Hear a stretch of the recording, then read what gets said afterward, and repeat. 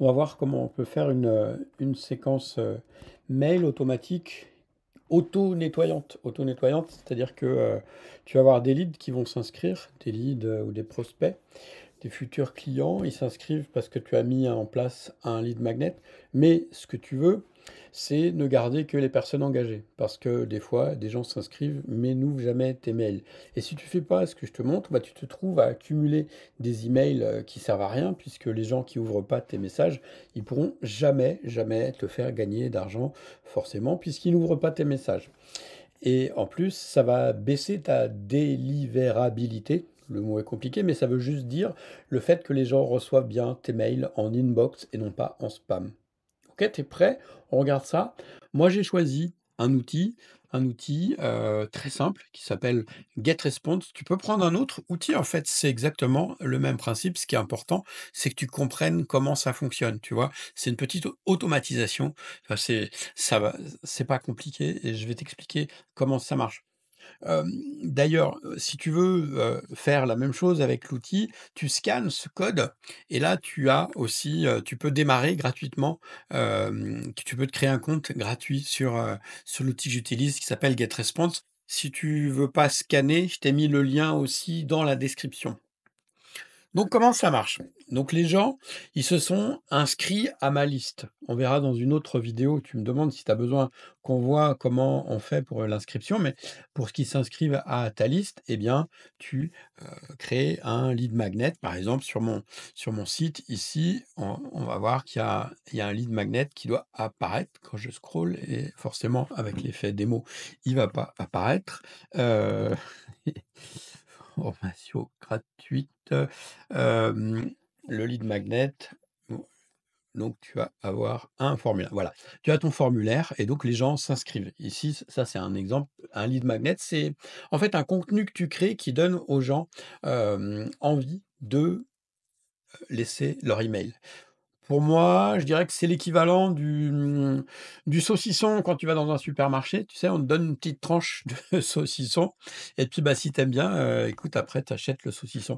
Bah, là, c'est pareil, tu donnes un extrait de quelque chose que tu vends et bah, ensuite, alors c'est pas tout à fait aussi direct que le saucisson et puis ça dépend de ce que tu vends, mais ça te permet de commencer à créer, à nouer une relation avec des clients, des prospects. Bien, donc les gens, ils sont inscrits à ta séquence email, OK? Donc peu importe comment ils sont inscrits.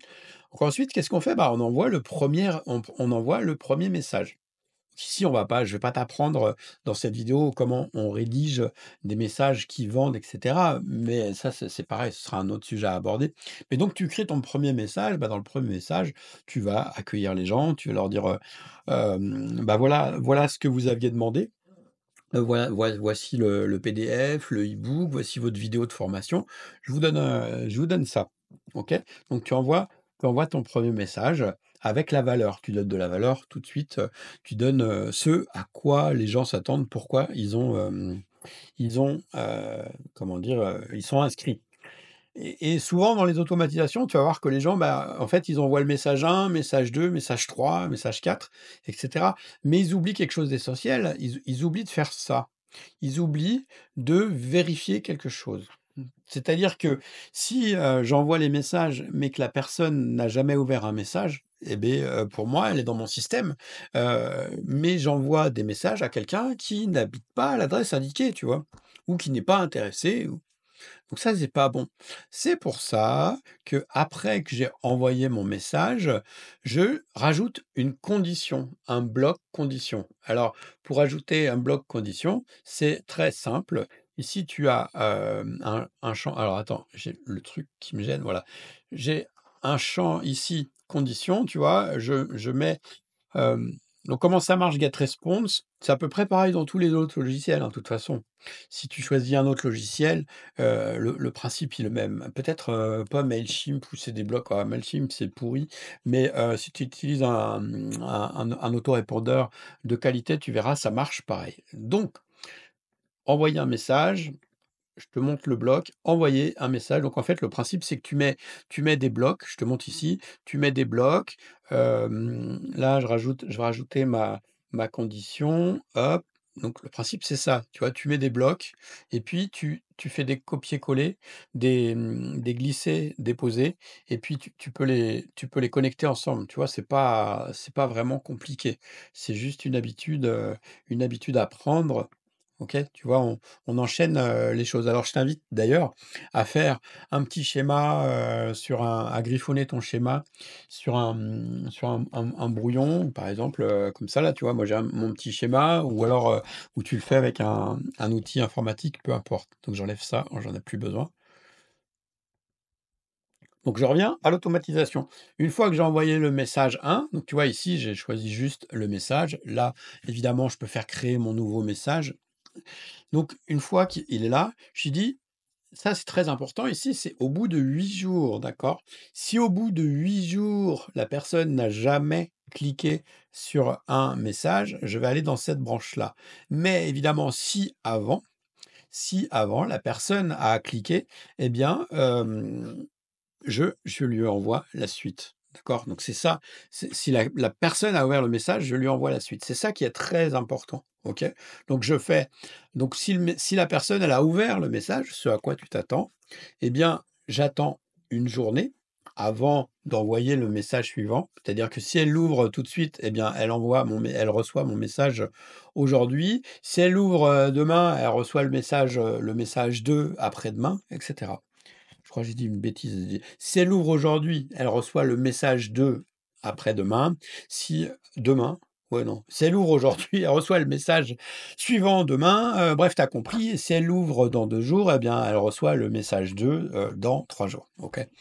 Donc, on teste, alors tu me diras, j'aurais pu le tester, j'aurais pu faire cette boucle-là après chaque cas, mais je pense que ça alourdit inutilement, quoi. La personne, si elle a cliqué une première fois, on sait qu'elle est engagée, que ces messages l'intéressent. Donc une fois qu'elle a fait, une fois qu'elle a ouvert le message, j'attends une journée, j'envoie mon message 2. Pareil, après j'attends une journée, j'envoie mon message 3. Tu mets autant de mails que tu veux, hein, tu peux en mettre 10, si ça a du sens. Et puis moi, ce que je fais, c'est qu'une fois que j'ai terminé, je déplace le message vers la liste principale. La liste principale, c'est la liste dans laquelle moi je vais envoyer mes newsletters. Ce sont des newsletters que je fais, automatiquement, complètement automatiquement avec l'IA, avec ChatGPT et puis d'autres outils ou une newsletter que je fais semi-automatique. Maintenant, on revient sur cette branche-là. Donc, si la personne, elle n'a pas ouvert le message 2, on lui donne 8 jours. Alors, tu peux adapter, hein, toi, tu peux dire 4 jours, 1 jour, 2 jours. 8 jours, c'est ce que j'ai trouvé qui marchait le mieux. Donc, si au bout de 8 jours, elle n'a pas envoyé, ben, je renvoie un autre message. En fait, c'est exactement le même que le message 1, sauf que je lui dis, eh, peut-être que j'ai changé juste l'objet. Peut-être que vous n'aviez pas vu mon message. Et dans ce cas-là, donc plutôt que de là, tu aurais pu me dire: «Je l'élimine directement du compte», mais comme ça me coûte de l'argent ou du temps d'avoir des emails, j'essaie de gratter pour, récupérer quelqu'un. C'est la tentative de récupération. Donc si la personne, elle ouvre, pas le message sous 8 jours, j'envoie un deuxième message. Donc et ce deuxième message, bah, même principe, je lui redonne encore 8 jours. Si, au bout de 8 jours, elle a toujours pas ouvert, bon, ben je considère que c'est mort, que c'est un faux positif. C'est-à-dire que la personne, elle va rester 16 jours dans mon système et après elle est éjectée. OK? Et sinon, donc là, si le message 2 eh bien, dans les 8 jours, elle a ouvert. À ce moment-là, je la remets sur le chemin, sur le droit chemin, l'automatisation. Bah, voilà, je pense que tu as tout compris. On a fait le tour. Donc si tu veux, créer dès aujourd'hui ton automatisation, crée-toi un compte gratuit sur, GetResponse et puis, lance-toi dans l'automatisation. Si tu as des questions, si tu as des questions sur l'automatisation, l'email marketing, tu sais pas comment mettre ça en marche, bah, tu as mes coordonnées dans la vidéo. Je te dis à très bientôt. Ciao, à plus.